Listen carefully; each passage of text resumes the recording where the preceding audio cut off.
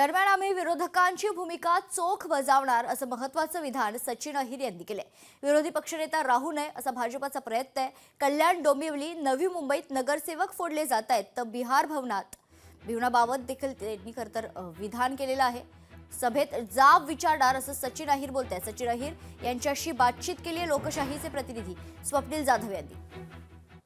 आपल्यासोबत शिवसेना नेते सचिन अहिर आपल्यासोबत आहेत। सर, काय सांगाल? खरं तर दोन महत्त्वाचे प्रश्न आहेत। मात्र पहिला प्रश्न जो आहे तो महापौर पदासंदर्भात आहे, कारण निवडणूक संपून अगदी 2 ते 3 दिवस झालेले आहेत। एकीकडे नगरसेवक हे हॉटेलमध्ये आहेत, तर दुसरीकडे धाकधूक वाढलेली आहे, कारण मुख्यमंत्री फडणवीस आणि उद्धव ठाकरे यांच्यात चर्चा सुरू आहे अशी बातमी समोर। मुळामध्ये तुम्ही बघितलं असेल, कोणाला नगरसेवकांना कुठे बसवायचं आहे, काय करायचं आहे, चांगलं जेवण बिवण द्यायचं राहायचं, ही डिप्लोमॅसी चालते। पण ही डिप्लोमॅसी का करावी लागते?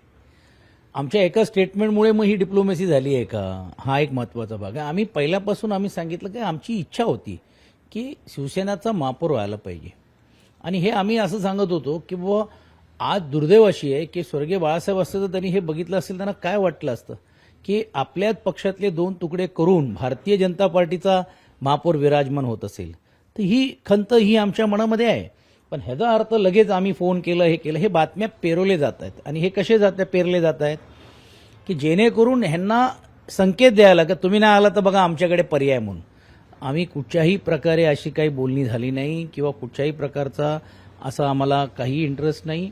आम्ही राज्यांनी मतदारांनी आम्हाला विरोधी पक्षामध्ये बसण्याची जबाबदारी दिलेली आहे। त्या विरोधी पक्षाची जबाबदारी चोख रीतीने महानगरपालिका असेल किंवा महाराष्ट्रभरामध्ये आम्ही पार पडल्याशिवाय राहणार नाही। मुंबईमध्येच का असा सवाल हा शिवसेना ठाकरे गटाकडून आता उपस्थित करण्यात आलेला आहे। कॅमेरा पर्सन आदित्य देसाईसह स्वप्नील जाधव, लोकशाही मराठी, मुंबई।